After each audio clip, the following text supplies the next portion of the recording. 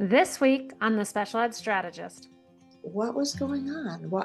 And I was insecure as a new teacher, and I thought these kids were sabotaging my program on purpose, or I don't know what I thought, but I couldn't get it. Where was their joy? So that's over responsivity, and it can be in all the senses. You can have a vestibular over responsivity where you will never get on a swing, and they need a lot of practice, assurances that we understand how hard they're trying. So we had a 10-minute screening program. We asked children if they could stand on one foot for 10 seconds, if they could tell us where we were touching them when we came up behind them with a soft pencil eraser and tapped them on the cheek where we came behind them so they couldn't see, and we would tap them lightly, like just a flick. Very satisfying to get that lint off the ground. And it's that push and pull of the vacuum cleaner. They loved it. They brushed the dog, they walked the dog until the dog got bigger than them, and then they did. Let's not make life easy. Let's not push the button and have the garage door open all by itself. Let's have the kids open the garage door.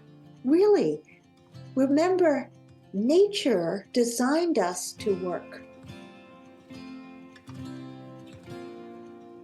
Hello and welcome to the Special Ed Strategist podcast. I am your host, Wendy Taylor. I am very excited about our conversation today with Carol Kranowitz, and she is the guru of the out of sync child. I'm going to have her introduce herself, but I hope all of you are going to grab a cup of coffee, sit down with a pen and some paper, and take some furious notes so that we can support our students and our personal children that we care about so dearly. So welcome to the show, Carol. Thank you. Oh, Wendy, I'm so happy to be here. Thank you. So just tell us a little bit about who you are and what you love to do and all the magic that you make happen for families. Oh, thank you.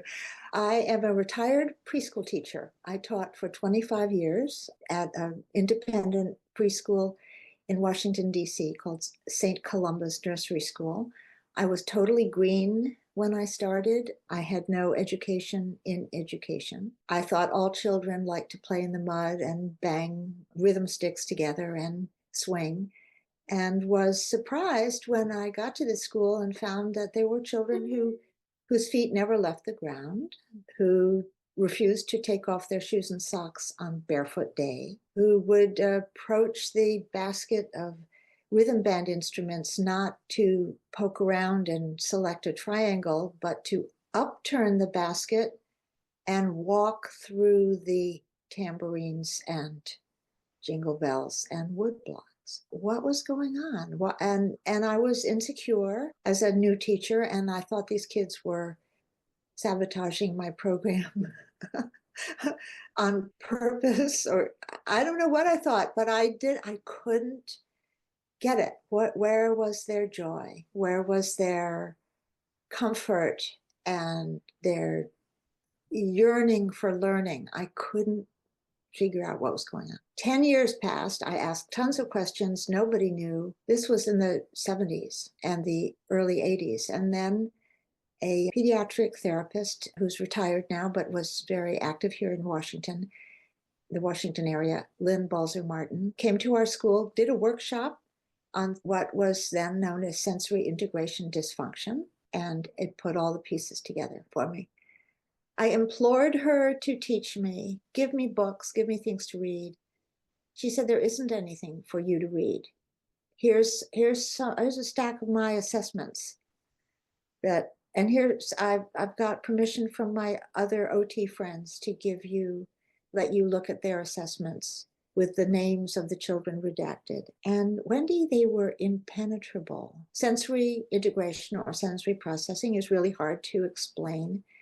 And that's why there wasn't anything for people who were just starting at the beginning. So I started to write a glossary for myself. What does vestibular mean?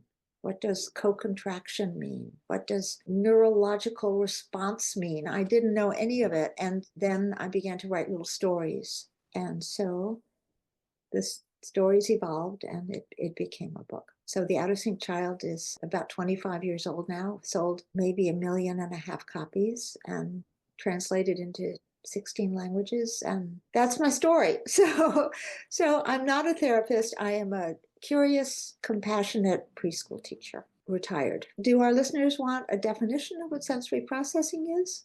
Yeah, so I was going to ask you real quick, just kind of before to set the stage for us. And you do have several other follow-up books for the Out of Sync Child that we'll list in our show notes that can help guide folks as a reference. And really, you're just the spearheading of that curiosity of how to have the kiddos that you were supporting in your classroom enjoy what they were doing has led to all of this knowledge for us. So yes, if you could just go ahead and just give us the fundamentals of what does it mean for a child to be out of sync, and then how, just to help us unpack kind of what that sensory processing challenges are and how they may show up in different kiddos. And then from there, we can really dive into what are some creative ways that we can support it once we recognize it.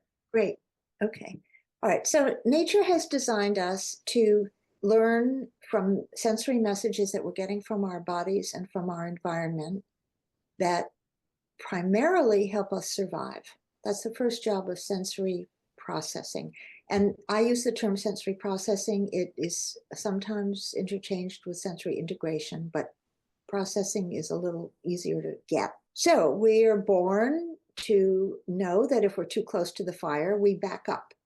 If we're about to fall, we brace ourselves. We throw out a leg or an arm to catch ourselves, to protect mostly our heads from impact. Nature has designed us to move, not just frequently, but almost constantly, except when we're sleeping, because life has requirements where we need to be very, very active to not only protect ourselves from harm, but proactively to go out and gather firewood and berries and build stone chimneys and catch fish and do what we need to do to survive.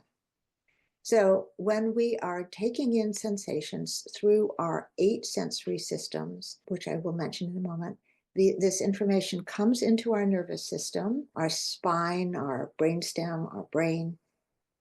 Our brain quickly examines these sensations, associates them with other sensations, and says, this is what you need to do next.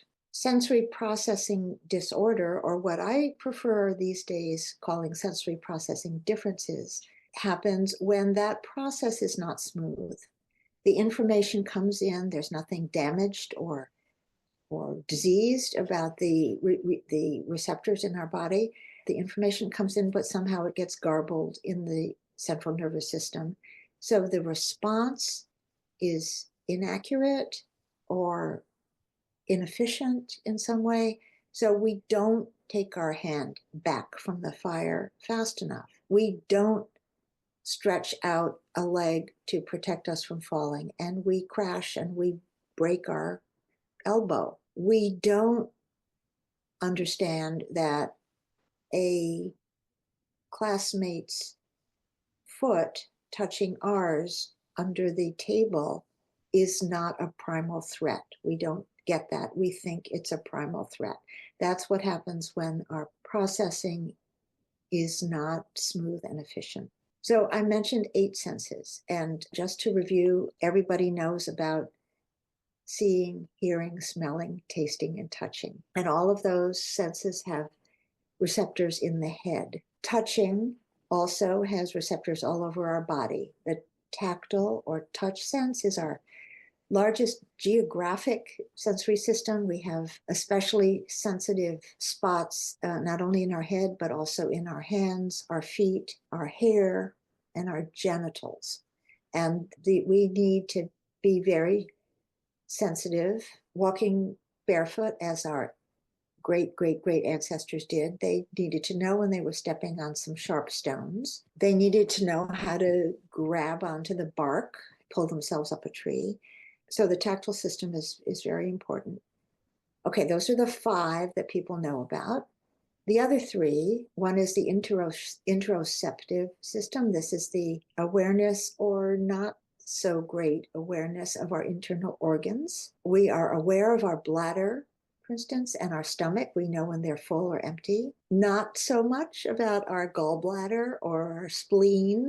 We don't know what they're doing, but they have to keep humming along. All organs have to be working smoothly for us to feel comfortable, able, and operating in full agency. Okay, a seventh sensory system is proprioception. This is the awareness of our muscles and joints. So when we stretch, we are activating our proprioceptors. So when we stretch and we flex and we stretch and we flex, and we're getting input into our musculature.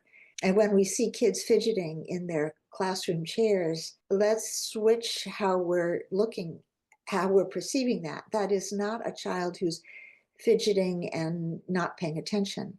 That is a child earnestly trying to pay attention. And the way to do it is to move his body and activate some of his proprioceptors so that he can get himself organized. So let me just stop for a second and have everybody put your hands on the arms or the seat of your chair and push yourselves up so that your butt is off the seat, and hang up there in the sky for a minute, and now come down. Okay, now do that again. Go all the way up. Okay, and come down. Good. All right, now I would normally have you do that a few more times, but we'll move on. Only took a second. I don't know about you, but my wrists are tingling, my shoulders are tingling. If I had had the presence of mind to hold in my abs would be tingling. Okay, now that's all a kid needs every few minutes, just the permission or the invitation to move her body a little bit so she can pay attention. The eighth sense is the vestibular sense, and Dr. Jean Ayres was the occupational therapist who developed the theory of sensory integration or sensory processing back in the 1960s, 70s, 80s. And she developed techniques called the sensory integrative or sensory integration approach for how to help children who are not processing their sensations as smoothly as typical kids do. The vestibular sense is the master sense. That's what Dr. Ayres called it. This is the sense, the receptors are in our inner ear. They're like little carpenter's levels, and every time we tip our head, we are activating our vestibular sense. When we bend over to pick up our dropped pencil, when we lie back in mommy's arm to have her rinse our hair in the bathtub after a shampoo, when we swing, when we looby-loo or hokey poke or ring around the rosy, when we do anything like that, we are making our vestibular system do its work. Most children are comfortable moving and balancing as they go through space. They can walk, they can run, they can climb, they can swing, they can jump on the trampoline, they can sway in a hammock. Some children are terrified of that kind of activity because their vestibular system is not making them comfortable with their body in space. Other children will be craving that kind of movement, which brings me to the next topic of the subtypes of sensory processing differences. And I don't know if you're ready. Wendy, here's my problem. You ask me a question and I want to give you an encyclopedia. So I love this though. I love this. But if I could just hold for a second, how does one identify sensory processing? And then that kind of can lead us, because I know you developed a childhood screening for sensory processing. And where would a parent start? Okay, I suggest that we put on imaginary sensory goggles or sensory spectacles, and put on these spectacles and ask yourself 3 questions. One of them is, what sensations seem to make my child behave in a way that doesn't look like other kids. Now, if you have one child, you have to go to the playground or you have to get together with the nieces and the nephews, and I suggest that you do that. It's easier to see in a family situation. Put on your goggles, your spectacles, and say, is it touch that bothers my child? Is it that this kid is always complaining about the tags in his t-shirts, the lumps in his socks? Is he a picky eater? Is he very, very particular about not wanting to eat mashed potatoes if there's a lump in the mashed potatoes? Does he avoid crunchy peanut butter, rice? I knew a little kid who said, I don't eat dots. And that meant strawberries. He liked the flavor of strawberries, but insisted that his mother cut away the outside of strawberries and just give him the inside because of the dots. Okay, this takes a lot of time. This is also socially not that great because kids like this in the cafeteria who are, the other kids are just eating and he's examining his food, not cool. Okay, so clothing issues, food, the sensation of food in the mouth, the nearness of other people. Does, with your sensory spectacles on, if you're thinking about touch, does your child jerk away dramatically and emotionally when another person touches him? Is this the kind of child that reminds you of a skittish horse that you mustn't approach from the back? You always have to have a wide berth to come way around so the child begins to see you in his peripheral vision and there's no surprise. Is that your child? So the tactile sense is pretty common in children with sensory processing differences. And they will be, the most common problem is called over responsivity. So that means neurologically, the child's threshold for incoming information is very low. Touch sensations pour in like a flood over the threshold, and the child cannot sort them out, and it's all too much. And the result is the child's behavior is avoidance. I call this the sensory avoider. This is the child who has his arms crossed in front of him, and he may be defiant. I hate art. I hate science, the preschooler will say with his back to the table that's filled with all these alluring art or science supplies. Well, a child doesn't hate art. The child is uncomfortable touching tempera paint or clay.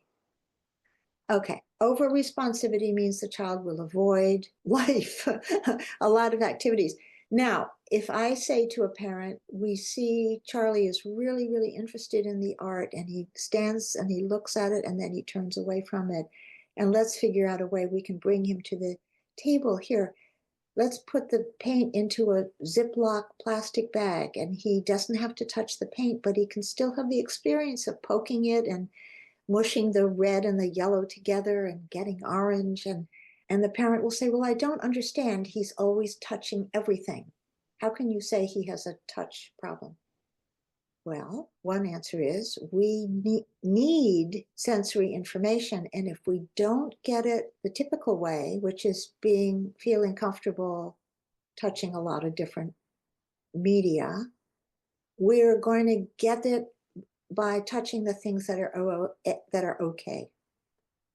Here's what's okay for the child with tactile over-responsivity. Mommy, maybe daddy, but maybe not daddy, or vice versa. I knew a child who preferred the daddy and the mommy was in tears. And mommy said, I touch him so gently and I put on extra perfume and I dance in front of him and he turns away. And this poor little kid was overwhelmed by mommy, not only by her gentle touch that he couldn't understand. He needed firm, deep touch.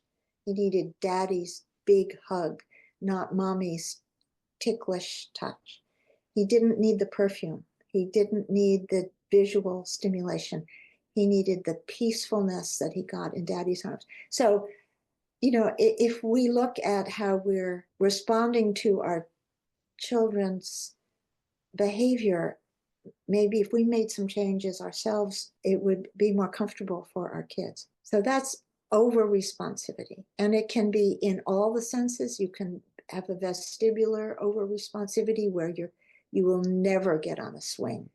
You need your feet planted on the earth because that's where you're secure. Once your feet are off the earth, you are in outer space. That's a vestibular system for you. These are kids who cling to the banister, cling to the teacher or to the parent, do not feel the freedom and the joy in exploring the neighborhood or the playground or the playroom. So what are some tricks to support that? Gentle. I should say activities, not tricks. Yeah, tricks is fine. Sometimes it is a trick. Gentle introduction to touching things. Let's see. Soft things are good to start with, not prickly things. But you do want to introduce prickly things, just really, really carefully, and gooky things. One activity that I have in my upcoming book called Good Times with Out of Sync Grandkids, the activity is called Worm Rescue. And my recommendation is you go out on a wet, rainy day and pick up a worm from the sidewalk and then put it back on the grass. Now, a lot of kids will really not like this. So I suggest that the grandparent or the adult reading the book put the worm in her own hand and invite the child to touch it. Okay, that's enough. That's enough. Just a little incremental beginning. So how can we bring tactile, over-responsive kids to the table? Make things gentle and encourage them to touch things. OTs will put desirable toys like little teddy bears or coins or buttons or something into a mound of shaving cream. And this shaving cream, it doesn't have a scent, so you're not overwhelming the child with an olfactory or smell issue, which may also be associated with sensory processing differences. And the child's job is to touch the shaving cream and pull out the toys. Or these toys can be embedded in theraputty, which is like Play-Doh, and the child initially may not find that inviting, but in order to get to that pretty pink button, maybe she will play a little bit with it. So there are things like that, inch by inch. And what happens as we introduce children to touching or to moving or smelling or other sensory jobs, the nervous system is responding positively and is making permanent connections. So it's in the brain, it's synapses, it's myelinization, it's stuff that I don't understand fully, but that's what OT is doing. It's helping the children make the operation in their head smoother and more permanent. To get kids who are over responsive to vestibular sensations, to get them comfortable moving, I would say to parents, you sit on the swing and have the child sit on your lap and just sit there keep your feet still. That might be all the child can tolerate. Tomorrow, let your feet off the ground and let the swing, just by virtue of your breathing, let the swing move a little bit. I'm talking incremental changes. And try a little more, a little more, a little more. There is no point in jollying kids along and saying, oh, look, Peter, your brother Peter can do it. What's wrong with you, Charlie? That doesn't help. But inch by inch by inch. And then make it short, pleasant, compassionate. Because you know what? Little kids can't tell you. They can't say, Mommy, my vestibular system is really screwed up. So you have to have your spectacles on to see what they're avoiding or what they're craving too. And a second question is, what experiences does the child go for naturally? What is the child's self-therapy? If you have a child who goes to the tire swing at the playground and swings so fast that he's a blur for half an hour, take a note of that, because that child is saying to you that he is not getting sufficient vestibular input just from life. He's really, really going for it, especially if he finally gets off that swing with that intense rotary movement. Rotary movement is much more intense than linear movement. Linear movement is a regular swing or jumping up and down on a trampoline or swaying side to side in a hammock. Rotary is very, very stimulating. All right, if your child gets off that tire swing and walks in a straight line and is not dizzy and is not throwing up, that is evidence that your child has a vestibular under responsivity. So look at what the child is doing. The child with tactile issues might be touching things that he is comfortable with. A blanket, he might be glued to his baby blanket and he's 5 years old. And you have to send a piece of the remaining blanket tape ribbon in his pocket with him to go to school. He might be glued to his teddy bear. You know, there are things that are safe and he doesn't want to explore. He does not want a new teddy bear. He wants that teddy bear, and he does not want it washed. He wants it to smell just the way it. Okay, so look at what children are seeking for comfort or to get them going. And a third question is, what do you do as the adult that surprisingly helps the child? The child doesn't seek himself, but you have found when you do it, it works. An example is getting in the car at 2 a.m. because the child can't sleep and driving. The movement in the car might be very soothing for the child. Does jumping, like if you get a trampoline and you sit together with the child on the trampoline and you go up and down and the child jiggles too, and the child hadn't thought to do that herself, look at her face. Is she enjoying it? Is it okay? I mean, that kind of thing. So think about things where the child is having a good moment and figure out what's the antecedent and what did you do? Is it something the child ate? Is it something the child didn't eat? Is this a day when the child did not have mac and cheese and grilled cheese and Cheetos for breakfast, lunch, and dinner? I mean, it could be that what you're looking at is a child has intolerance to certain foods, and cheese and dairy products are big culprits. A lot of kids with sensory issues also have sensitivities to what they eat. And gluten, the gluten in wheat, is also a biggie. Look at what they're eating and what they're not eating. And if what they're not eating means they're having a better day, take note of it. And Wendy, I'm sorry, what did you? No, this is great. I mean, I love the three questions, right? And thinking through as a parent. And I love the suggestion of starting some sort of kind of journal or something, whether it's digital or paper, so that you can start to think as a parent or as an adult as to what makes a good day, what doesn't, and then thinking through kind of what can we do differently.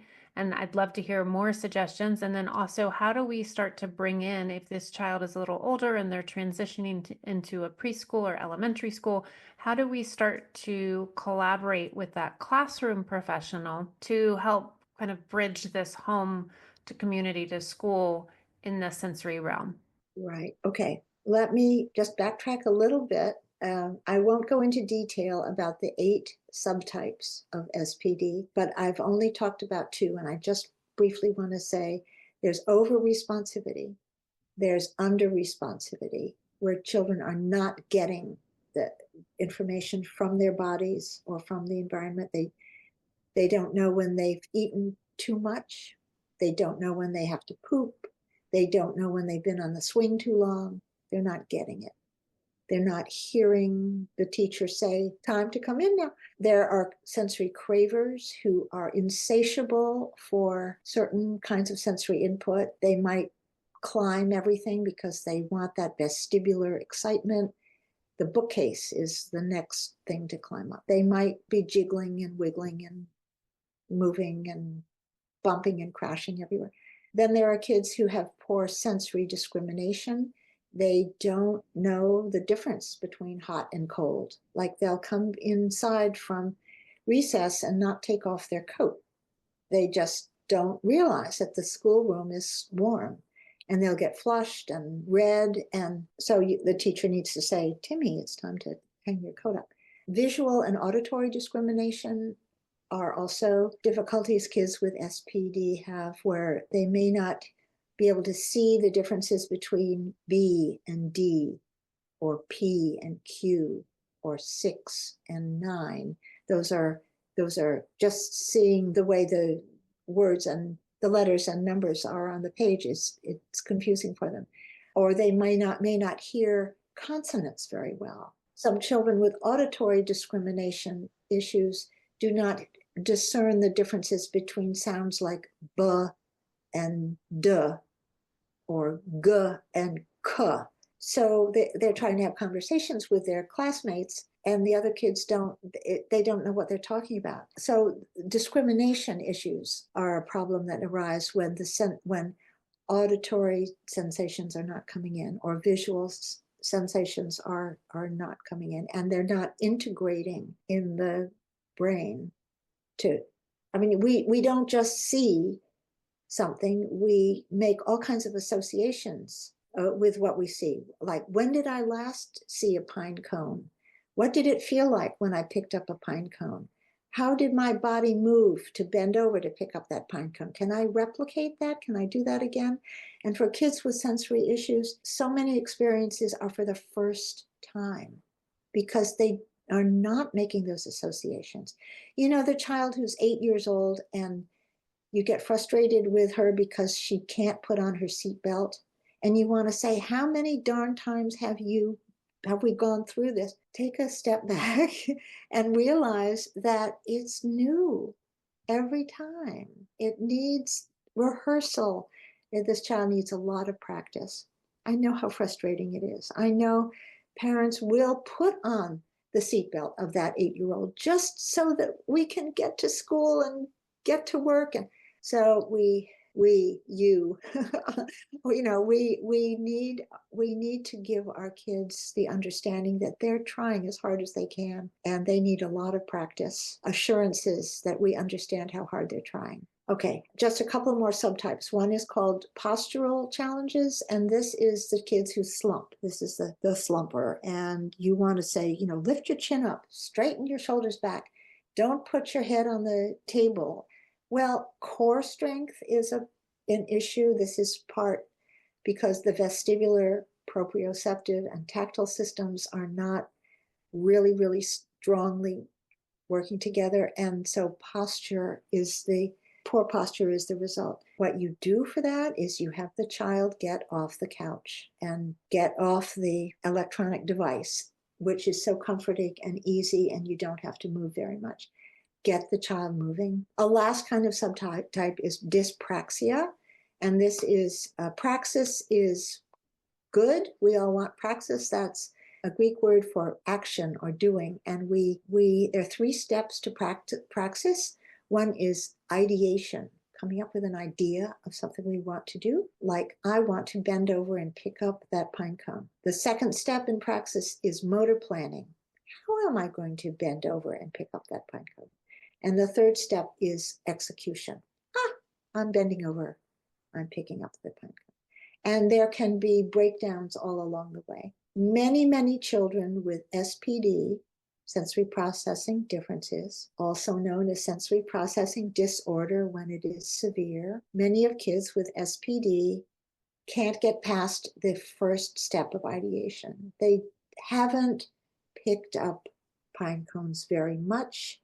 They don't think about picking up pine cones. If they do think of it, it may be really difficult to understand how to engage all their systems so that they can bend over. And then of course they can't do it. Kids who are dyspraxic, they're fumblers, sensory fumblers. And they are the kids who will say, I can't do it. Even before trying, they'll give up.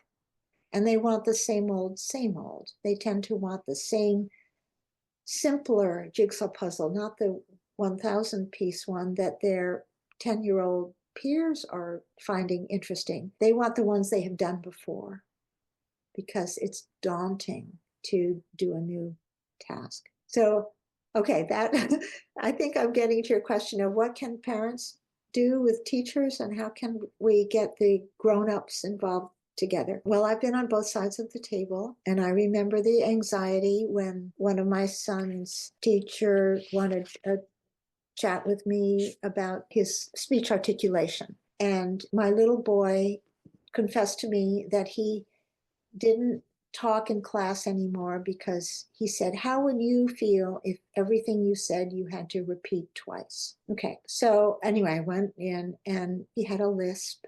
And so he had stopped talking in class. He wasn't contributing. And it worked out fine. It worked out fine. The teacher was great. She understood it. There was a speech and language therapist on staff at this elementary school. It was part of the program. This was Montgomery County, Maryland. And in those days, there was free therapy for kids. I don't know where it is now. I know that anxiety. Okay, so then when I was a teacher, I had compassion for the parents who I wanted to speak to. I was the music and movement teacher, but I was also helping the OT who had introduced our school to sensory processing. I was helping her develop a screening program for preschoolers. And at that time, there was nothing that could be done in 10 minutes. There was a test that Dr. Ayers had devised, but it took 2 days. It was hours and hours and hours to get children to do all the tasks that were required. So we had a 10-minute screening program. We asked children if they could stand on one foot for 10 seconds. If they could tell us where we were touching them when we came up behind them with a soft pencil eraser and tapped them on the cheek where we came behind them so they couldn't see. And we would tap them lightly, like just a flick. And what we expected was that children would say, oh, you touched me here. And we would note when a child would go, and I'm sorry, we don't have a video, so people don't know what I'm doing, but we would expect children to comfortably tap the place where the pencil eraser had touched their cheek. And then we would take note of the child who would grind out that touch, that it was awful and horrible. So we had simple things. I would help screen these children, and then we would call in the parents of the kids who had difficulty standing on one foot and responding to where their skin had been touched with a pencil eraser and other things. And I would help them first see how great their kids are, and then say, but we're noticing that there are activities that Timmy is avoiding. And we wonder if you're seeing this at home too. And we think that he would enjoy doing a lot more stuff. And we think we have a way to help him. So that was my way to introduce it. And of course, it was very difficult for some parents to hear this because they would say, well, he touches everything at home. And I would try to explain, well, I bet he's just touching a few things, a lot, but not a lot of things. And well, yes, the parents would begin to see, well, yes, maybe that's true. If teachers can say what a wonderful child the child is, because every child is wonderful. And Wendy, I found as a teacher, there were children that were not really lovable. And I figured out what to do with them. I figured out how to pretend that I was in love with them. And their response, they were so grateful. They would look, when I would say, I'm so glad to see you. We need you. I remember one little boy would look around to see who I was talking to. No one ever said that to him. Isn't that so important? It really is as an educator because you had said this earlier, and it's so true, and I've said this before, is that, kids don't wake up wanting to be a jerk. And so as an adult in their life, if we can figure out, again, back to just you being curious as a new educator in the classroom, or being curious as a parent of the why, and it's hard, right? It's not easy. We do we're also human. But just to be able to kind of figure out what can we do as the adult to really connect with that kid. And it's not always easy, but when you do, the fruits of that labor are beautiful. Absolutely. I would start pretending, and very soon I dropped the pretense because I did love this child. I would build obstacle courses. Well, I had a lot of roles at this preschool. I started as a playground teacher. Then I went into the classroom, quickly learned that I didn't like a lot of the art stuff. I didn't like that. I didn't like cooking. So I became the music and movement teacher for everybody. I had 90 students, not just 18. When I was on the playground all day, I built obstacle courses, and there was one little boy who drove me nuts because he would undo the obstacles.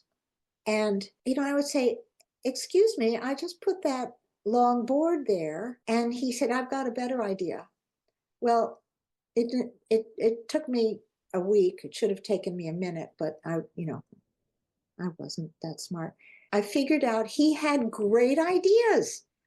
And and he wanted the board to do something a little more challenging. And he wanted it to be a little tippy. He wanted a little seesaw.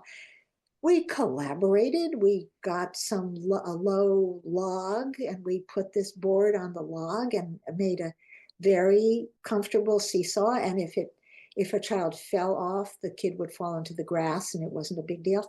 And that was fine. I liked kids to fall because I feel it's important for children to learn how to fall so they can get up again. Anyway, this Matthew had a vision for an obstacle course that taught me so much. And I put that one into the Out of Sync Child Has Fun. It's called Matthew's Teeter Totter because he taught me so much. I want the grown-ups, I want them to understand that they're on the same team. They're both on the same side of the table. They both want this child to feel comfortable in his skin, comfortable in the classroom, participating in everything that's going on. The teacher wants that. If the parent wants it 100%, the teacher wants it 99.5%. Maybe the parent has a little edge, but the teacher wants her classroom running smoothly. And if she's an experienced teacher, she sees the promise in every child. And she sees that what I didn't see when I started teaching, I didn't see that yearning for learning, but an experienced teacher will see that in every child. Every child wants to learn. So find yourself on the same page with the parent if you're a teacher, and then offer, maybe it's a confession for a parent. Maybe it feels like a confession to say, this is what I see at home. I see this behavior at home, but offer it. It may be embarrassing to say, my child is never still. My child wiggles and jiggles at the dining room table. I tuck him in at bed and he's out of bed a minute later, roaming around. Tell the teacher that. This is helpful for the teacher because the teacher can say, it's just like that at school. Or, this often happens, the teacher can say, it is not like that at school at all. What's going on at school that's helping this child stay put? Or what's happening at home that's better than my classroom can provide? Can I make it quieter in my classroom for this child? Can I bring him to the front row so he can see me better? I want parents to disclose things. There was a child I had who was very dyspraxic, very awkward, and we helped him a lot, but he was extremely clumsy. Well, the child had cerebral palsy, and his mother refused to tell us. Now, we just would have changed our approach to this child instead of our approach, which was, if we keep reminding him he won't break the toys, it would have changed everything for us. But that parent was very proud and didn't want it divulged. So I think that we, in this America that we have, where we're trying to be kinder to one another, let's be open with one another too. Let's tell one another things let's inform one another with things that the other person needs to know at the risk that the other person will be really angry. That's what I hope. I like to go to a doctor who makes me feel like I have more than 15 minutes.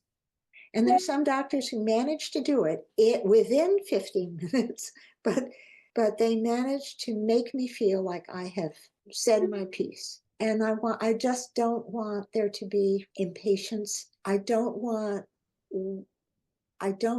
it to be an us them situation, or I understand I'm smart, they don't understand they're not smart.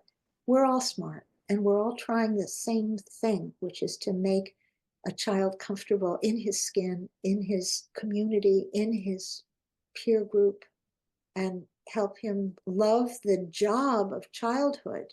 Yeah. I mean, and that's such a beautiful way. And I usually end with just asking, if you had a billboard for parents, what would it be and why? And I feel like you just put it together so eloquently, and just having that space and grace for our younger friends that we support, whether it's our personal kiddos or the kiddos that we support in professional settings. Is there anything that I did not know enough to ask that I should have asked? I feel like we've covered a lot, given some people a ground to start moving forward on, but I want to make sure that, is there anything I should have One asked big, that I didn't? one big thing. Wendy, when you and I started talking about this podcast, I wanted to talk about fun. I would like parents to look at everything as if it's a toy. Look at a stick as a toy and a paper towel tube as a toy, and have fun. Lighten the moments as much as you can, because if you have a child with SPD disorder, where the D is for disorder and the child's sensory issues are really getting in his way, then life is serious business. And you, as a parent, are working hard to make the child comfortable and get through the day. And fun goes out the window sometimes. Bring fun back, because fun is the way to sensory processing. Instead of walking to the car, say to the child, can you get to the car a different way? Can you jump to the car? Can you go backwards to the car? Instead of raising your hand when I say, who wants ice cream? Raise your elbow. Get your kids, using their bodies in different ways. Give them heavy work activities. This is a term occupational therapists use. Heavy work activities. Instead of saying, oh, my child is dyspraxic and he's clumsy and he's tired and he slumps and he's just comfortable sitting on the couch with his cell phone. Give the kid heavy work activities. Give him the laundry basket to carry and the groceries to carry in from the car.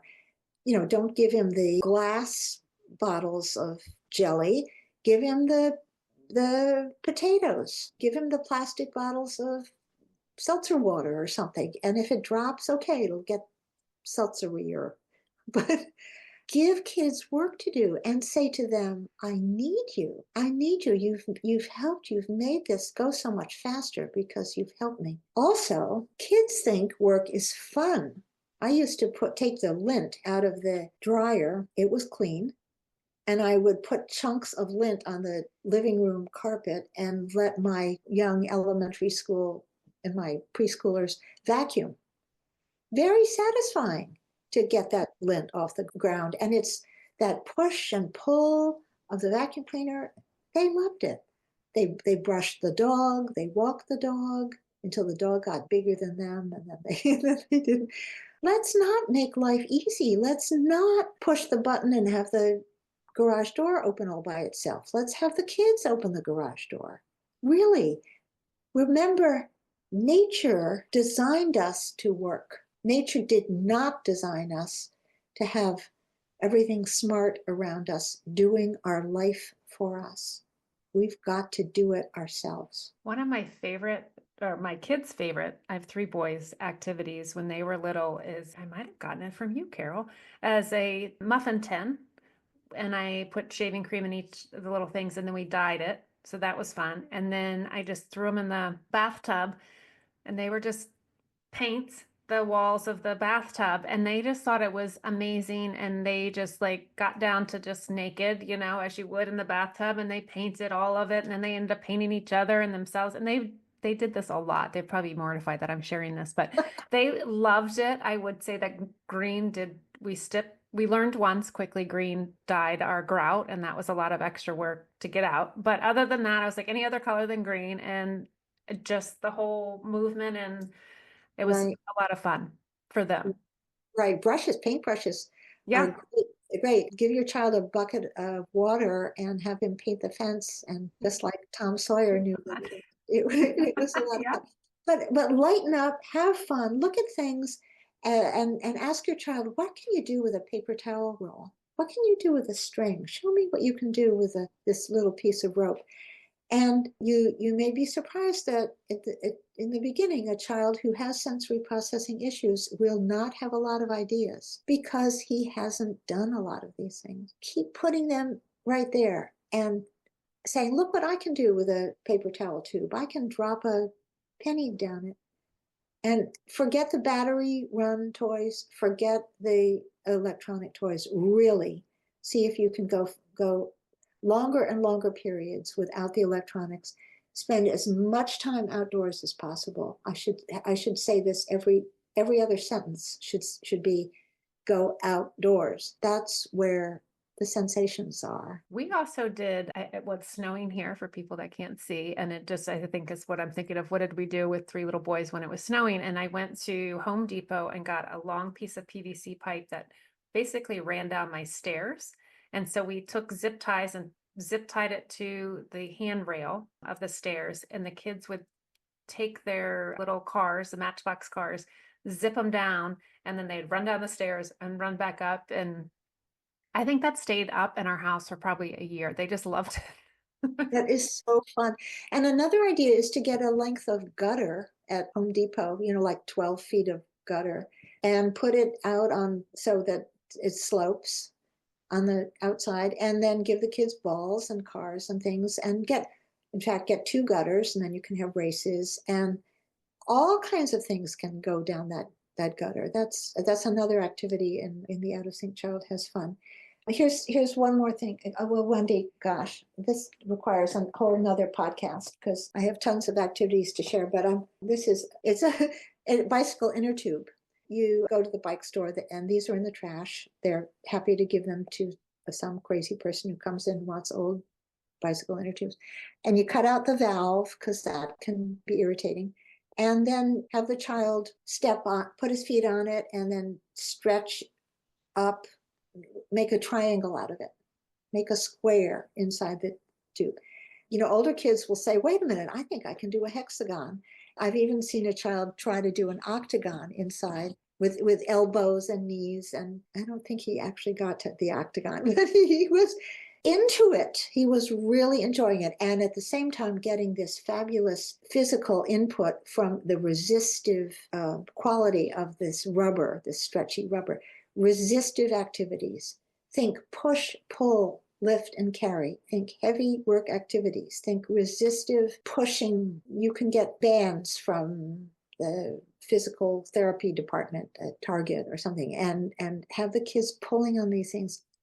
They should have one in their backpack so that at school, when they're fidgety and they need to move, if they can't, the teacher's strict, maybe she will let them at least put their foot on a TheraBand and pull it with their hands to get some input. I am going to stop talking because I have written books on activities and things parents and teachers can do, and I love to talk about it. I love to demonstrate it. But right now, what is so important is to put on those sensory spectacles if you're new to sensory processing challenges, and look at your kids and see if you think there are some sensory issues. And the help for it is occupational therapy using sensory integration techniques, and you will see wonderful things happen. This has been such a treat, and we will list all of your resources. I feel like, yes, we could do a whole other podcast of just what to do. So I'm hoping that folks will at least start here, start the conversation, start thinking about it, check out your resources, and use your wise sage wisdom of just make it fun. Thank you, Make it Wendy. fun. Thank you. So I appreciate your time today and thank you so much. It was great. Thanks for tuning in to the Special Ed Strategist. Remember, the right support can make all the difference. As your dedicated special ed strategist, I'm here to guide, collaborate, and empower your kiddos' success. Keep igniting potential one step at a time. Until next time, take care and keep strategizing. Today's episode is brought to you by Learning Essentials and our Cracking the Code to Special Education eligibility course. Empower your advocacy, erase confusion, and unlock the services your kiddo deserves. Learn more at learningessentialsedu.com.